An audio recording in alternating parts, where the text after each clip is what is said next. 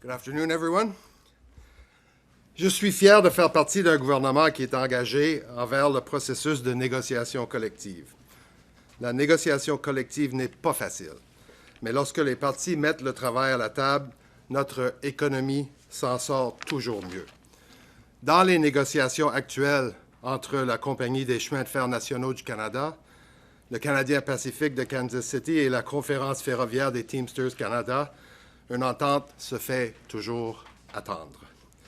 Après des mois de négociations, CN et CPKC ont commencé des lockouts, alors que les travailleurs de Teamsters au CPKC se sont mis en grève à minuit 1 ce matin.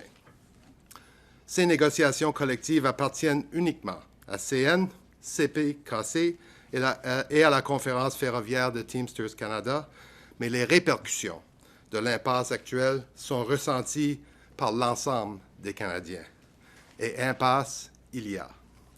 En tant que ministre du Travail, j'utilise les pouvoirs conférés en vertu du Code canadien du travail pour assurer la paix industrielle et offrir les solutions à court et à long terme, le tout dans l'intérêt national. En vertu de l'article 107 du Code canadien du travail, j'ai mandaté le Conseil canadien des relations industrielles afin d'aider les parties à régler les conditions en suspens de leur convention collective en imposant un arbitrage exécutoire final. J'ai également mandaté le Conseil afin qu'il prolonge la durée des conventions collectives actuelles jusqu'à ce que de nouvelles conventions soient signées et de faire reprendre immédiatement les activités des deux compagnies de chemin de fer. Des millions de Canadiens dépendent de nos chemins de fer tous les jours. Les travailleurs, les agriculteurs, les éleveurs, les navetteurs, les petites entreprises, les mineurs, les chimistes, les scientifiques, la liste est très longue et les impacts ne peuvent être sous-estimés.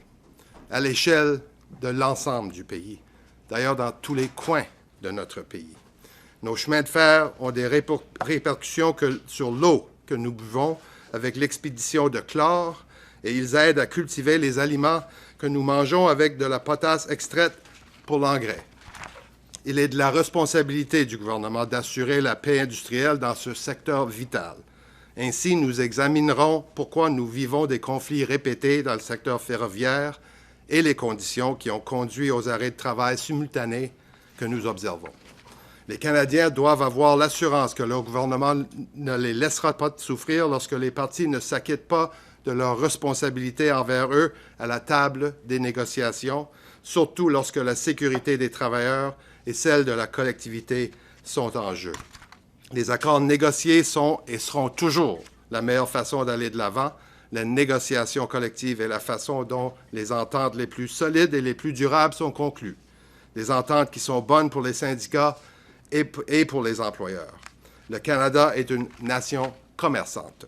Notre gouvernement fera tout ce qui est en son pouvoir pour préserver la stabilité et la certitude que nos chemins de fer et que l'ensemble de l'économie demeurent réputés dans le monde entier.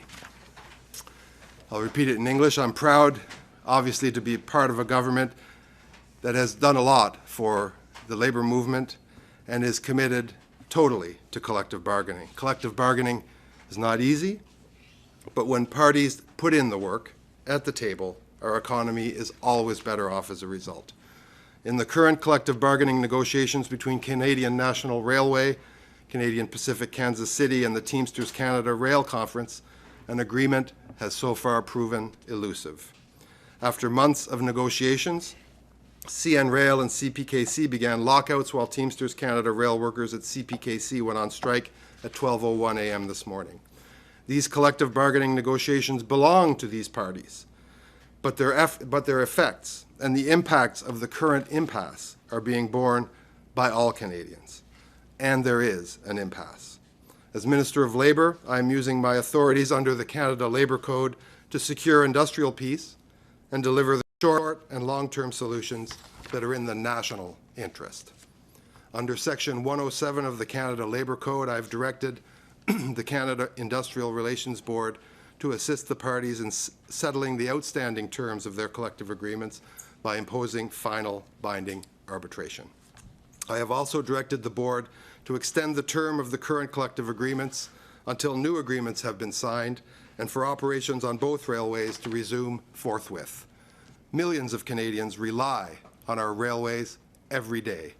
Workers, farmers, ranchers, commuters, small businesses, miners, chemists, scientists, the list goes on, and the impacts cannot be understated, and they extend to every corner of this country.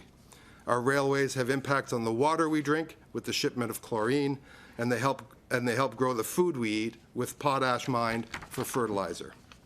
It is the government's responsibility to ensure industrial peace in this critically vital sector. Thus, we will be examining why we experience repeated conflicts in the railway sector and the conditions that led to the parallel work stoppages we are seeing.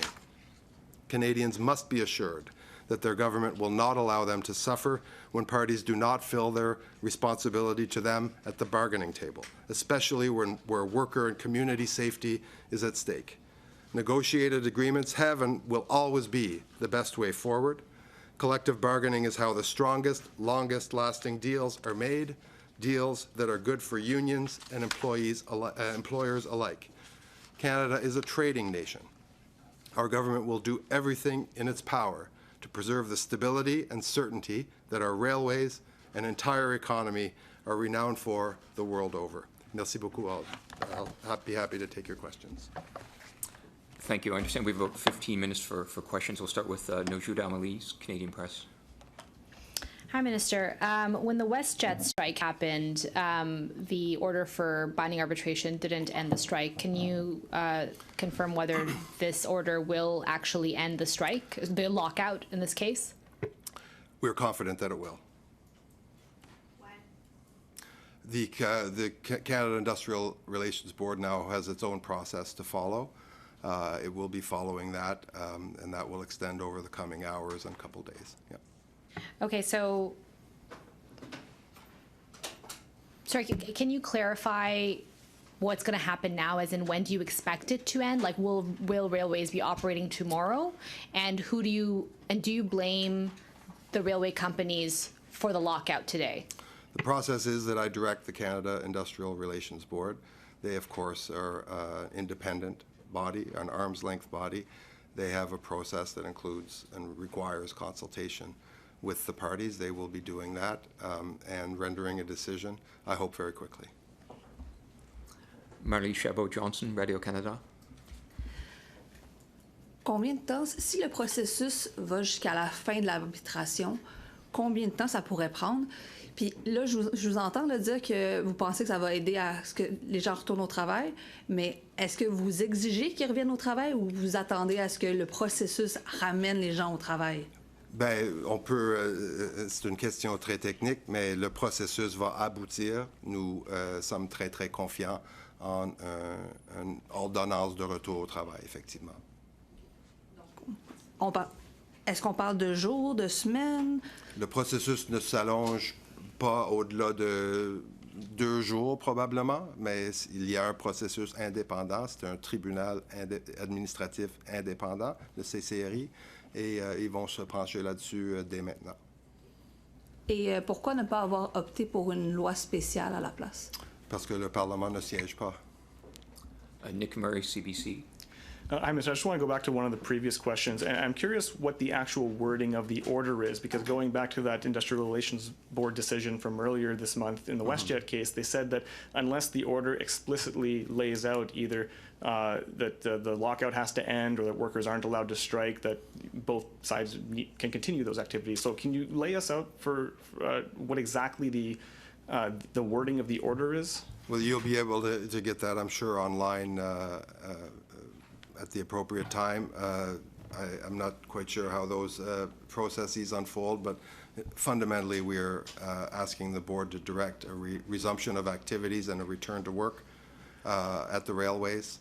We are asking them to begin the process of binding arbitration and to extend collective agreements that are currently in place. Okay, but what does that mean? Are you ordering the lockouts to end and simultaneously ordering the workers that they're not allowed to strike? And also, how does that apply to CN that hasn't been issued a strike notice yet? I'm ordering the 3 things that I just told you I was ordering. resumption of activities, binding arbitration process, and extending the collective agreement. Olivier Fellon, procès TVA. Bonjour, M. MacKinnon. Qu'est-ce que les Américains vous ont dit? Puis est-ce que la crainte de devenir un mauvais partenaire, une mauvaise réputation a penché dans la balance pour avoir cet arbitrage-là aujourd'hui? Voici ce qui se penche dans la balance. Il n'y a pas un coin de ce pays qui ne serait pas affecté par un arrêt de travail dans le secteur ferroviaire. J'ai parlé à peu près tous les intervenants économiques, mais ce que j'ai en tête, là, c'est aussi beaucoup les travailleurs syndiqués dans d'autres secteurs. Exemple, le secteur forestier. Ils doivent absolument faire expédier leurs produits. Le secteur de la potasse. À tous les jours, ils perdent une part de marché à la Russie. Donc, dans la situation que l'on vit actuellement en Ukraine, vous pouvez imaginer que ça nous préoccupe au plus haut point. Dans mon propre comté, moi, j'ai un moulin de papier journal, mais le papier journal, ça va pas trop bien dehors.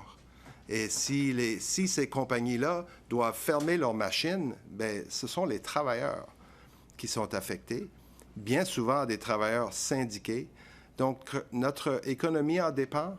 Oui, évidemment, nous voulons être de très bons fournisseurs et de très bons clients à l'échelle continentale, voire même internationale. On veut que ce soit prévisible.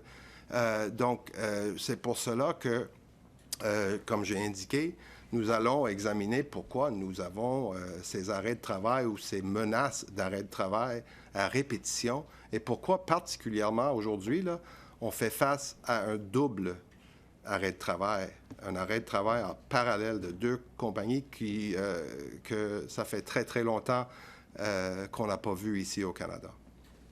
Craignez-vous que le NPD déchire son entente avec vous parce que ce midi, M. Singh était avec les Teamsters à Montréal puis disait qu'il n'accepterait aucune ingérence de votre part dans ce conflit-là?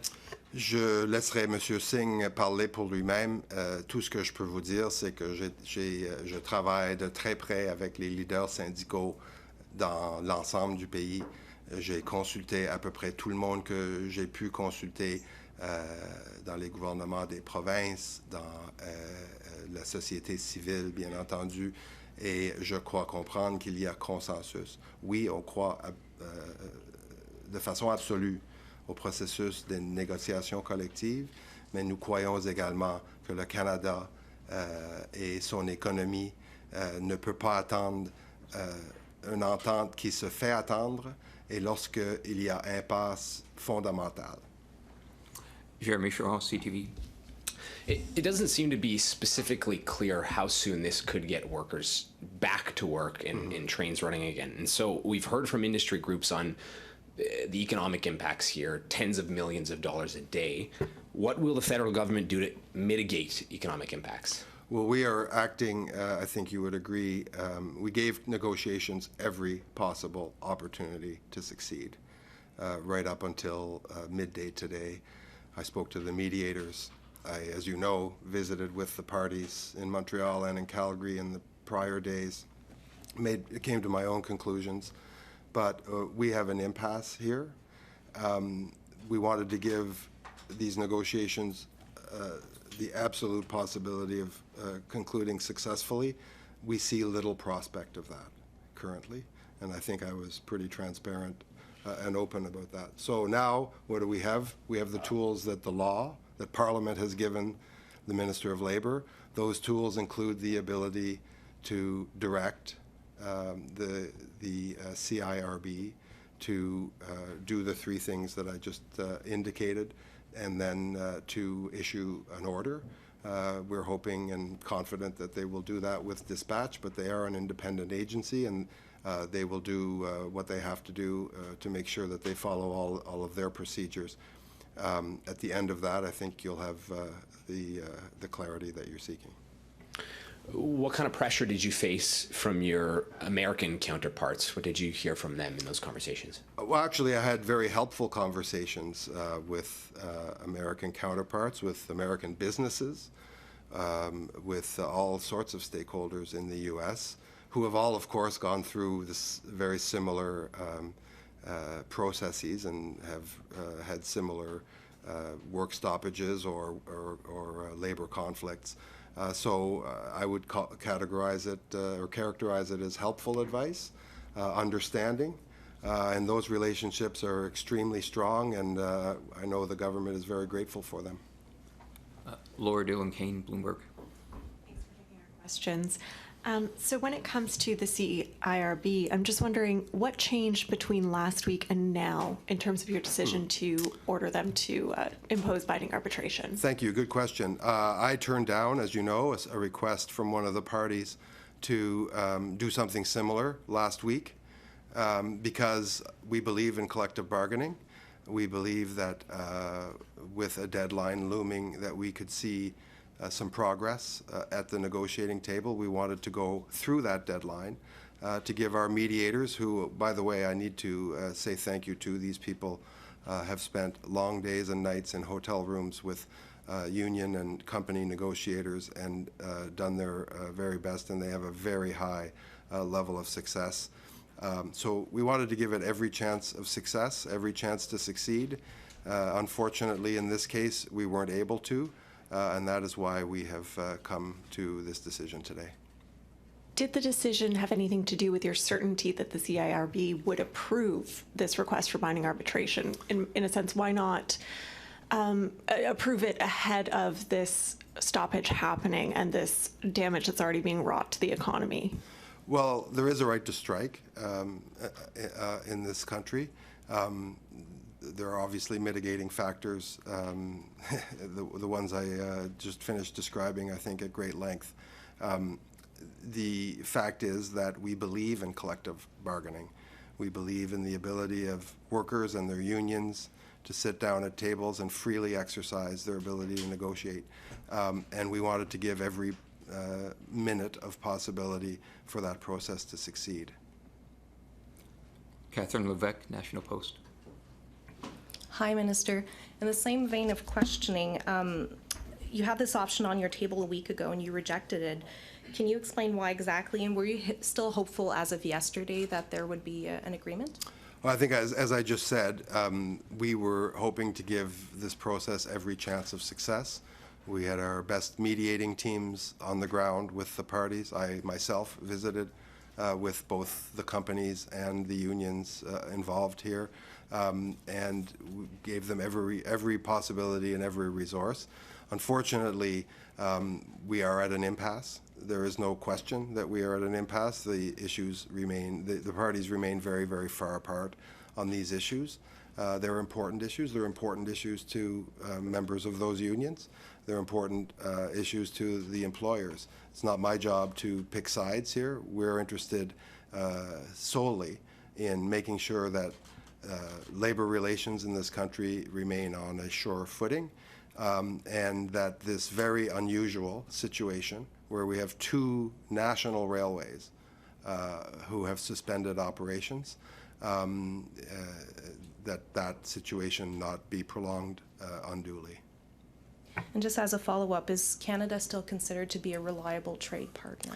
I think folks all over the world, I've spoken to many U.S. Business people over the last little while. I can assure you, many of whom, by the way, have important investments in this country, and I can assure you that Canada is not only a destination for investment and a place where the rule of law, including the rules of law that we are applying today, prevails, but the future looks very, very bright for investment in Canada, and that's one thing I've come to learn throughout this process. Merci tout le monde. Oh, Minister, we've got Globe and Mail and Toronto Star here, so yeah, we've got Globe and Mail and Toronto Star here. Would probably like to get in, so Marika, there you go. Hi, Minister. Marika Walsh with the Globe and Mail. Thank you for your patience. The unions were opposed to binding arbitration. Have you communicated this to them, and do you know if they plan to challenge this order in court? Like, are they going to cooperate? I've been in regular contact with the Teamsters, and of course, so those channels of communication in person, on the phone, have been wide open, and obviously consult with other labor leaders as well across the country. As for how they react to this, that is obviously something that belongs to them. But to be clear, you don't have any guarantees from them that they won't challenge this or take this to court? What I have a guarantee of is a power conferred on the Minister of Labour by Parliament that exists. I can't imagine it exists or would be a more practically or appropriately used than in the case of two national railways ceasing their operations. So we're very, very confident about the path that we've selected here. As for the parties, either party or all three parties, you'll have to get their reaction. I think we'll wrap with Stephanie Levitt's Toronto Star. Hi, Minister. Thanks for taking our questions. You alluded to this unusual situation. You alluded to wanting to figure out why and how it happened. Can you elaborate on that? What is it that you're thinking? There's some who argue, for example, that Transport Canada regulations haven't been updated fast enough to keep pace with the needs of workers. So what is it that you're exploring here? Look, we're having a dual, a parallel stoppage in two very important pieces of Canadian infrastructure, and I think you've all seen what is the purported impact on our economy and on the people of Canada. This happens all too frequently, but as I think my mother would say, the fact that there's two, that kind of takes the cake. So as Minister of Labour and as the person responsible for industrial relations in this country in federally regulated sectors, I think it's incumbent on me and on the government to inquire as to why this might be happening and perhaps offer some solutions to prevent it happening in the future. And I guess just as a follow-up, I know we've all been seeking clarity about when the trains will move again. What is your expectation for when the trains will start running again? Again, if you're sensing any lack of clarity on that for me, it's because there is an independent agency tribunal involved here who must follow their own process. Obviously, I'm acting at a very early stage here and hoping that they will act with similar dispatch. And I assume that the trains will be running, within days. But again, I want to be deferential to the process that will unfold here. That's all our time for today. Merci beaucoup pour votre attention. Merci tout le monde. Merci, miigwech. Goodbye.